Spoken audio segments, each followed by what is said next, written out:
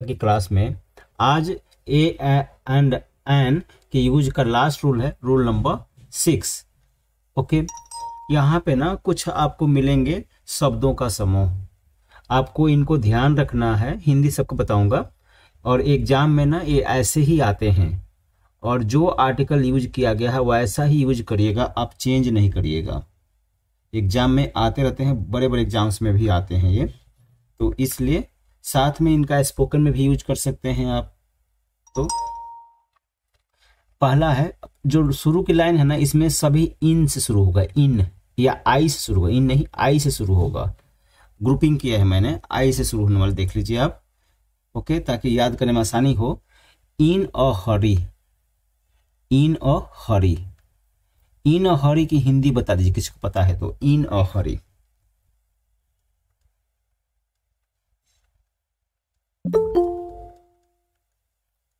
जल्दीबाजी में। In a Hari means जल्दीबाजी में। तो इन हरी नहीं कहेंगे आप, इन अ हरी कहेंगे। अ जरूर रहेगा, ध्यान रखना है आपको, कॉमन एरर्स में भी दे सकता है इस तरह का। फिर इसके बाद है इन अफिक्स। इन अफिक्स की हिंदी बताइए, अगर पता है तो जल्दी बोल दीजिएगा। इन अफिक्स की हिंदी क्या है? इन अफिक्स की हिंदी होती है, मतलब मैं इजी से लिख देता हूं वर्ड, दुविधा में। दुविधा में, इन अफिक्स मीन्स दुविधा में। फिर है इन अ नट शेल, इन अ नट और फिर शेल, इन अ नट शेल। इन अ नट शेल की हिंदी क्या है? आप सब सुन रहे हैं ना मुझे? सुन रहे हैं क्या? यस ठीक है। सर। किसी को नहीं पता था इन अ हरी की हिंदी क्या होती है? अगर जल्दी में अगर तो किसी को, पता था, कंफ्यूजन में हूँ। हाँ ठीक है, अगर कंफ्यूजन भी है ना और पता भी नहीं था तो आपको ना आपकी इंग्लिश बहुत कमजोर है, सबको बोल रहा हूँ। ये जो वर्ड है ना, ये सब इन हरी, ये तो बहुत मिलता है। हरी आप सुने होंगे, है ना? सो ऐसे ही मिलता है इन हरी, जल्दी में। तो ये इतना पता होना चाहिए। Anyways, it is a PT, इसकी होती है हिंदी। अगर आप जानते होंगे तो बता दीजिएगा मुझे। हाँ, दुख की बात है, इसकी हिंदी होती है इट इज अ पीटी, का मतलब दुख की बात है। ये पूरा सेंटेंस ही हिंदी है इसका। Okay, it is a same, it is a Shem मतलब हो जाएगा शर्म की बात। लज्जा की बात है, लज्जा की बात है। शेम मतलब होता है लज्जा। So it is a Shem मतलब लज्जा की बात है। पीटी मतलब होता है दुख, तो दुख की बात है। नॉटसेल मतलब मतलब होता है, दयनीय। हाँ जी, मतलब पिट्टी मतलब दयनीय। पीटी मतलब दुख, पीटी मतलब दुख। इन a temper, in a temper का मतलब होता है गुस्सा में। गुस्से वाले बनो। इन अ टेम्पर का मतलब गुस्सा में, टेम्पर मतलब गुस्सा होता है। तो इन सब का मैं जो हिंदी होती है मीनिंग वो सब लिख दिया हूं। आज के बाद से क्या करिएगा, बार बार इसको पढ़िएगा और ध्यान से अभी पढ़िए, ताकि आप सब इन सब से परिचित हो जाएं। परिचित हो जाएंगे ना तो कभी कभी एग्जाम में आपको समझ में आता है, क्वेश्चन देखते हैं अच्छा यहाँ गलती हो गई है। So in a hurry, in a fix, in a nutshell, it is a pity, it is a shame, in a temper. यहाँ पे ना जो हम रूल पढ़ रहे हैं कि कुछ स्पेशल फ्रेजेज हैं, ये जो आप देख रहे हैं ना आई से शुरू हुए, ये स्पेशल फ्रेजेज हैं, शब्द समूह हैं, जो जिनके में आप बदलाव कुछ करेंगे नहीं, जैसा होता है वैसा ही यूज करना सेंटेंस में, और वैसा ही यूज होता है। कहीं ऐसा यूज नहीं हुआ है तो आप समझ जाइएगा कि गलत हो गया है। और use mainly in terms of article, जो आर्टिकल यूज हुआ है ना, इन और हरी हमेशा होगा और जरूरी होगा इन और हरी के बीच में। In a fix, in a nutshell, it is a pity, it is a same, और फिर इन अ टेम्पर। ये आई से थे। ए से एट अ डिस्काउंट, बताइए हिंदी बताइए तो, किसी को पता है तो। Eight a discount, very nice, Hindi होती है छूट पर।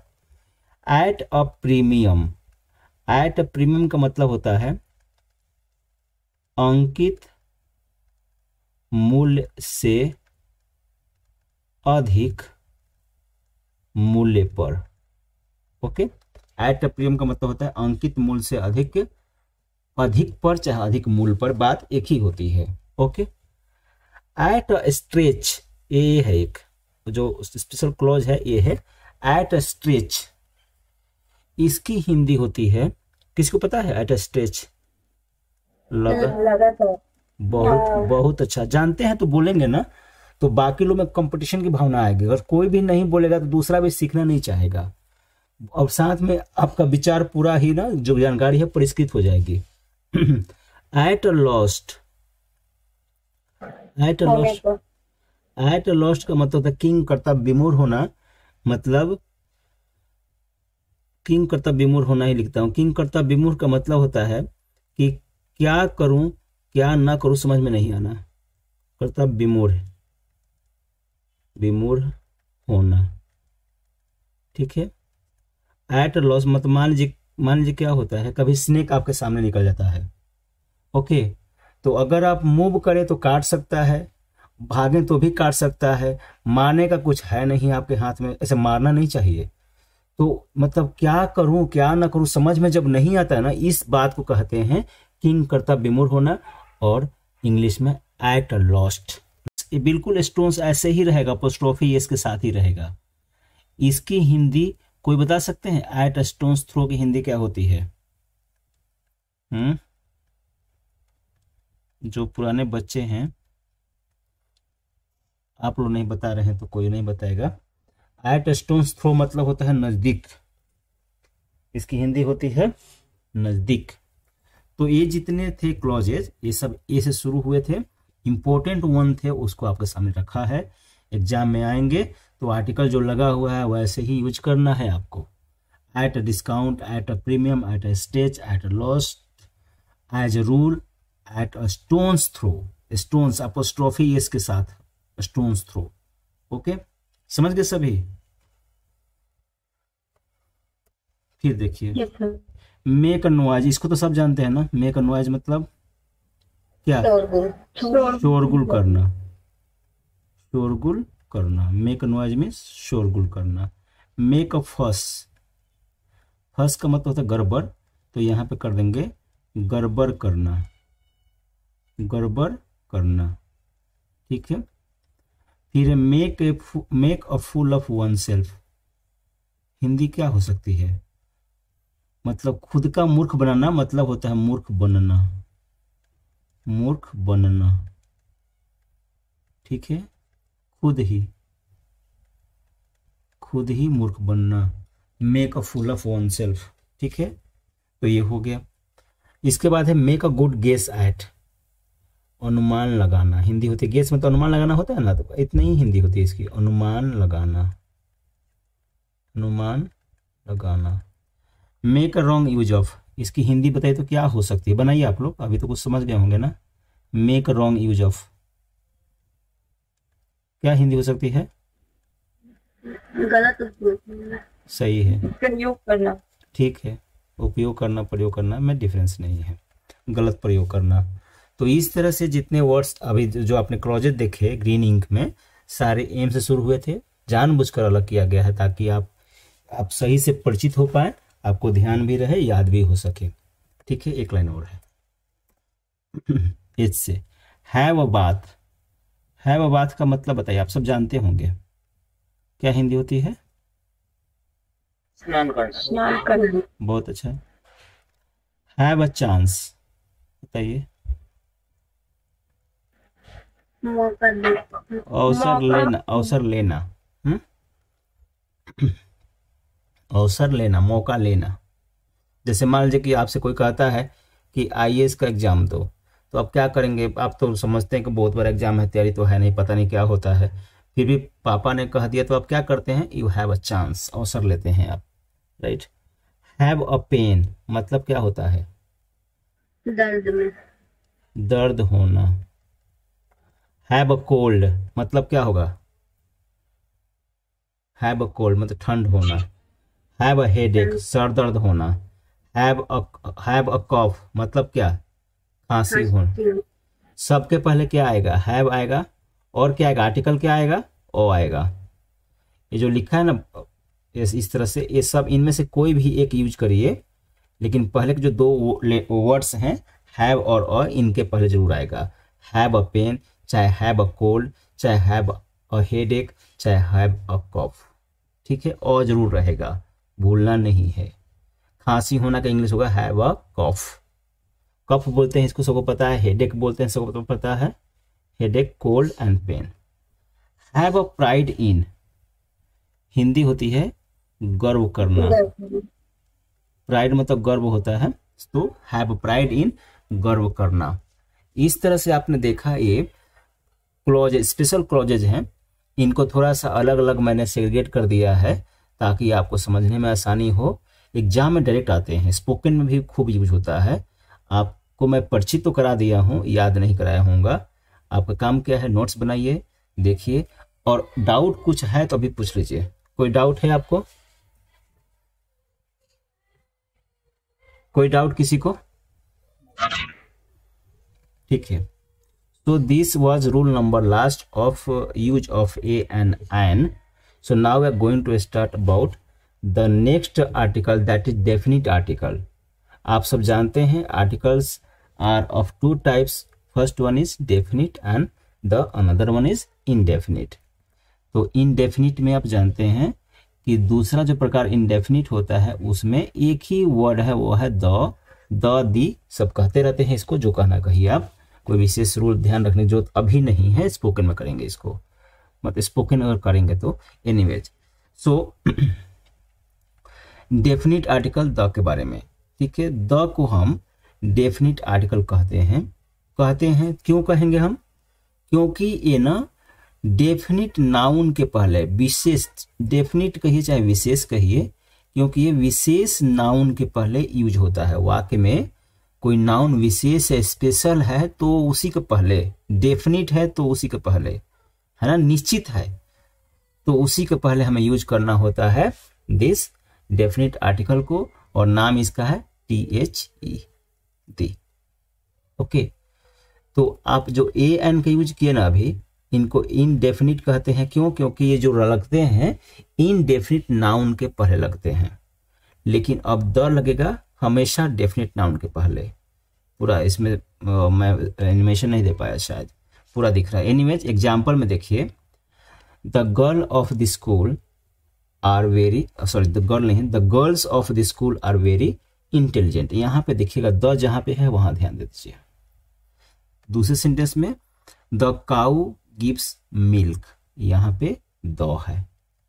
फिर the water of this well is very cold, यहाँ पे वाटर के पहले द है। आप देख रहे हैं पहले सेंटेंस में गर्ल्स जो नाउन है उसके पहले लगा हुआ है, दूसरे में ए काउ जो नाउन है उसके पहले लगा हुआ है, तीसरे में वाटर जो नाउन है उसके पहले लगा है। ए एन एंड द में एक तो डिफरेंस आपने देख लिया कि ए एन का यूज करेंगे इनडेफिनिट नाउन्स के पहले, राइट, और द का यूज करेंगे डेफिनिट नाउन्स के पहले। ये तो आप समझ गए हैं। साथ में ए एन का यूज केवल सिंगुलर काउंटेबल नाउन्स के पहले ही होता है, लेकिन द का यूज सिंगुलर के साथ भी होता है और प्लूरल के साथ भी होता है। एग्जाम्पल में फर्स्ट वन जो देखिए जहां पे मैं सर्कल लगा रहा हूं, एक गर्ल्स, यह प्लूरल है। वेयर सेकेंड सेंटेंस देखिए काउ सिंगुलर है, और थर्ड सेंटेंस जानते हैं वाटर जो अनकाउंटेबल नाउन है, जो हमेशा सिंगुलर होते हैं, सिंगुलर है। तो द का यूज सिंगुलर के पहले भी होता है, प्लूरल के पहले भी होता है, लेकिन ए और एन का यूज केवल सिंगुलर काउंटेबल नाउन के पहले होता है। इस बात को आप जानते हैं, लेकिन मैं बोलकर क्लियर कर दिया। कोई डाउट है किसी को? ओके, तो डेफिनिट कैसे हुआ, यहां देखिए, the girls of the school are very intelligent. First sentence पे ध्यान रखिए केवल, इस विद्यालय की लड़कियां बहुत तेज हैं। यहां पे ना सभी लड़कियों की बात नहीं हो रही है, मतलब सभी स्कूल के सभी लड़कियों की बात नहीं हो रही, किसी विशेष स्कूल की, इस स्कूल की लड़कियां, लड़के नहीं, लड़कियां। तो विशेष पार्टिकुलर नाउन कौन सा हो गया? गर्ल्स हो गया ना, इसलिए इसके पहले द लगेगा।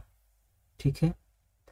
ऐसे ही द काऊ गिव्स मिल्क, आप जानते हैं काऊ का मतलब गाय, गाय में तो क्या जो दूध देती है वह भी, जो दूध नहीं देती है वह भी। तो मान लीजिए कि मेरे पास 10 काउज है ना, उसमें 9 दूध नहीं देती है, एक दूध देती है, तो मैं किसी से बात करूंगा तो क्या बोलूंगा, द काउ गिव्स मिल्क, यह गाय दूध देती है, चाहे गाय जो दिखाकर भी चाहे कुछ भी कहते हुए बोलूंगा, तो उस काउ वर्ड के पहले द लगाना पड़ेगा, क्योंकि वह स्पेशल हो गई है, पार्टिकुलर हो गई है। ऐसे ही the water of this well is very cold, प्रायः देखते हैं कि किसी कुआं का पानी ठंडा अधिक नहीं होता है। मान लीजिए किसी का बहुत ठंडा है, कुछ स्पेशल गुण है उस पानी में, तो वो विशेष कुआं होगा या विशेष पानी है वो, तो विशेष पानी है तो उसके पहले द लगेगा। फिर से कहता हूं कि द का यूज हम उसी नाउन के पहले करेंगे, वो नाउन सिंगुलर भी हो सकता है, प्लूरल भी हो सकता है, जो स्पेशल हो, विशेष हो। अगर इस बात को समझ गए हैं तो हम इसमें सीखेंगे 6 रूल्स, यूज के 6 रूल्स। 6 रूल्स में आपको बहुत सारे रूल्स, 6 रूल में रूल नंबर 6 में 6 रूल सीखेंगे ना, 1 to 6। इसमें रूल नंबर 6 में 21 रूल्स को एक साथ रखा हूं। रूल नंबर 6 में 21 रूल्स एक साथ आया हुआ है, तो एक तरह से कहें तो हम 26 रूल्स के करीब हम सीखने वाले हैं। तो अगर आपको एक कॉन्सेप्ट समझ में आ गया है कि कोई विशेष नाउन होगा तो उसके पर द लगा देंगे। बताइए, कोई डाउट है? No sir. ठीक है। अभी देखिए ए एन के यूज में आपने सेम सेंटेंस को देखा होगा, जब हम किसी पर्सन को फर्स्ट टाइम मेंशन करते हैं तो ए एन लगाते हैं, और वहीं पे देखा सेकेंड टाइम जब मेंशन करेंगे तो द लगाएंगे। वहां पे नोट में लिखा भी था कि किसी नाउन को, नाउन मतलब किसी पर्सन चाहे थिंग, इनको ही तो नाउन कहते हैं हम, तो किसी पर्सन या थिंग को अगर हम सेकेंड टाइम मेंशन कर रहे हैं, सेकेंड टाइम लिख रहे हैं, चाहे बोल रहे हैं, तो उसके पहले हम लगा देंगे द। जैसे देखिए फर्स्ट टाइम में Nitin has a dog, Nitin के पास एक कुत्ता है। ओके, अब ए डॉग की बात हो रही है, यहाँ पे क्या करेंगे, he plays with the dog every day, वह डॉग के साथ एवरी डे खेलता है। तो जो डॉग है ना, पहली बार तो यहाँ पे आया तो ठीक है, ए लेकर आया, लेकिन अब सेकेंड टाइम जब बात करेंगे तो ये डॉग के पहले द लग जाएगा, क्योंकि सेकेंड टाइम मेंशन करेंगे। दूसरी बात ये भी हो सकता है कि पहली बात बोल दिया कि ठीक है नितिन के पास एक कुत्ता है, अब जब उस कुत्ता के बारे में बात करें तो वो कुत्ता स्पेशल हो जाएगा, पार्टिकुलर हो जाएगा, तो फिर द लगाना ही पड़ेगा। कॉन्सेप्ट से भी आ रहा है और रूल से भी आ रहा है। रूल यह है कि किसी भी नाउन को अगर हम सेकेंड टाइम और second time, third time, fourth time, मतलब फर्स्ट टाइम के बाद जितना बार भी हम उसको मेंशन करें, लिखें, उल्लेख करें, हमें द लगाना पड़ेगा। क्लियर है? बोलिए। Yes sir. ठीक है, आप बोलेंगे ना तो जल्दी बढ़ूंगा, नहीं बोलेंगे, डाउट है तो बोलेंगे। जैसे रूल नंबर 6 जो आज लर्न किया, अगर डाउट है किसी को तो पूछ लीजिए, अभी भी कहीं भी कोई डाउट है पूछ सकते हैं, नहीं पूछेंगे तो फिर और गड़बड़ हो जाएगा। ये जो लिखा हूं इसको आप पढ़ने पे ध्यान लगाने की जरूरत नहीं है क्या हिंदी निकलती है, क्योंकि मैं अल्टीमेटली बता ही दूंगा आपको। देखिए, अगर मान लीजिए कि आप बात कर रहे हैं किसी किताब की, किसी बुक की बात कर रहे हैं, तो मतलब पर्सन ए है और पर्सन बी है, दोनों किसी बुक की बात कर रहे हैं। तो अगर बात कर लिया, पता हो गया क्या बात है, फिर ए फोन करता है बी को और फिर इसी बुक के बारे में बोलेगा, तो बी को पहले से पता है कि किस बुक के बारे में बोला रहा है, तो ये क्या हो गया, मतलब ये क्लियर हो गया है बी को कि किसके बारे में किया जा रहा है, तो यही लिखा गया है। जब किसी लिसनर को चाहे रीडर को यह पता रहता है, क्लियर रहता है कि किस चीज का उल्लेख किया जा रहा है, किस नाउन का उल्लेख किया जा रहा है, तब उसके पहले द लगा देते हैं। जैसे ऐसा कुछ, मैं जानबूझ के स्टोरी एक थोड़ा सा बनाया आपके लिए, जैसे this is the book I am searching for long time. यहाँ पे यह वही बुक है, चाहे यह, हाँ वही कह सकते हैं, इसकी हिंदी कभी कभी वही भी होती है, लेकिन आर्टिकल की हिंदी नहीं होती है।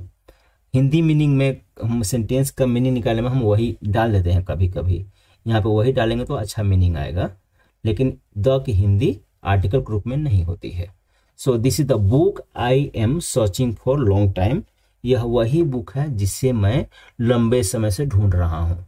तो मान लीजिए मैं ए हूँ और मैं बात कर रहा हूँ बी से, और पता है कि मैं कौन सा बुक ढूंढ रहा हूँ, तो जब साथ साथ रहेगा तो बुक देखते ही बोलूंगा this is the book I am searching for long time. यह वही बुक है जिसे मैं लंबे समय से ढूंढ रहा हूँ। वो भी देखेगा अच्छा हाँ हाँ वही है। तो ये जो बुक है वर्ड हो गया ना, जब पता है, जब पता रहेगा, जो सुन रहा है चाहे देख रहा है, तो जिस नाउन के बारे में पता रहेगा उस नाउन को पहले द लगाएंगे। मतलब क्या, कॉन्सेप्ट में आइए। कॉन्सेप्ट मतलब क्या, बुक स्पेशल वर्ड हो गया है तो इसके ऊपर द लगेगा।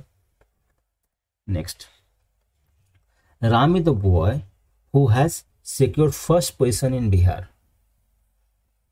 ठीक है, अब द बॉय, बॉय के पहले द लगा हुआ है। राम वही लड़का है जिसने बिहार में पहला स्थान प्राप्त किया है। तो सभी लड़कों की बात नहीं हो रही, एक लड़के की बात हो रही विशेष, जिसका नाम राम है। तो ये बॉय वर्ड सुपर इंपॉर्टेंट है, सुपर हाँ पर्टिकुलर है, स्पेशल है, तो इसके ऊपर द लगा हुआ है। और सबको पता है कि मतलब राम के बारे में सबको पता है, तो यहाँ पे जो इसके लिए वर्ड आएगा उसके पहले द लग जाएगा। ठीक है, तो जिस नाउन की बात मतलब पर्सन चाहे थिंग की बात हम कर रहे हैं, लिसन करने वाले को, सुनने वाले को, चाहे पढ़ने वाले को पता है पहले से, तो उसके पहले हम द डाल देंगे। समझ गए क्या आप सब? रूल नंबर 1 का नाम क्या है? Second time. रूल नंबर 2 का नाम क्या होगा? Clear to, clear to listener. ठीक है, क्लियर टू लिसनर और रीडर। ये है रूल नंबर 2। बताइए किसी कोई डाउट है? अभी आगे नहीं बढ़ेंगे, आगे कल रूल नंबर 3 करेंगे, रूल नंबर 4 करेंगे, 5 करेंगे। ये मेरा टारगेट था आज का, लेकिन मैं तो पीछे काफ़ी रह गया। रूल नंबर 6 जो AN का था काफ़ी टाइम ले लिया था। ठीक है, किसी कोई डाउट है बताइए। No sir. कोई बोल रहे हैं, हम बोलिए किसी को डाउट है तो। ओके, तो आज का जो वर्ड हमें लर्न करना है वो कैब में, यह वर्ड है टर्निश। टर्निश, टर्निश का मतलब होता है धूमिल करना, धूमिल करना। नाउन के रूप में इसका हिंदी धब्बा भी होता है, लेकिन हम धब्बा जानकारी के लिए रखा है हमने। बात करेंगे टर्निश मीन्स धूमिल करना पे। धूमिल करना मतलब आप समझ रहे हैं, है ना? चरित्र के महत्व को कम कर देना, तो वहाँ चरित्र धूमिल हो जाती है ना? चाहे धूल के कारण से भी हम जब गंदे से हो जाते हैं, धूमिल हो जाते हैं, तो वो भी टर्निश कह सकते हैं। ओके, तो वर्ड है टर्निश, TAR टर और फिर NISH टर्निश। ध्यान से सुनेंगे, कोई डाउट होगा तो पूछेंगे। सिनोनिम में पहला है, एक ही बार में पढ़ देंगे, स्मर्च, SMIRC, स्मर्च, मैला करना। स्मर्च का मतलब मैला करना। Next one is defile, D और फिर फाइल, पहली बार में डी और दूसरी बार में फाइल। डिफाइल मीन्स गंदा करना। और तीसरा बहुत इंपॉर्टेंट है, super important, DT, DET, RIO, रियो, और फिर RAT, रेट। DT, रियो, रेट, 3 बार में पढ़ें इसे। DT, DET, RIO, रियो, और फिर RAT, रेट। DT, रियो, रेट, दूषित करना। ठीक है, तो टर्निश के सिनोनिम हो गए हैं smudge, defile, deteriorate. Super important है डिटीरियोरेट। टर्निश तो डेफिनेटली है ना, ये तो पता है आपको। नेक्स्ट एंटोनिम की बात करते हैं, उल्टा शब्द की। फरबिस, फरबिस, फरबिस का मतलब चमक लाना, धूमिल करना का उल्टा चमक लाना, फरबिस। तीसरा है ग्लेज, ग्लेज का मतलब होता है चमकाना। ग्लेज एक ही बार में पढ़ना है, मतलब हो गया चमकाना। और लास्ट है ई, लूमी, और फिर नेट। 3 बार में पढ़ना है। आई को एक बार में बस पढ़िए, ई पढ़ दीजिए इसको। फिर डबल एल है तो LLUMI को लूमी पढ़िए, और फिर NAT को पढ़ने आता है नेट। इल्यूमिनेट रोशन करना।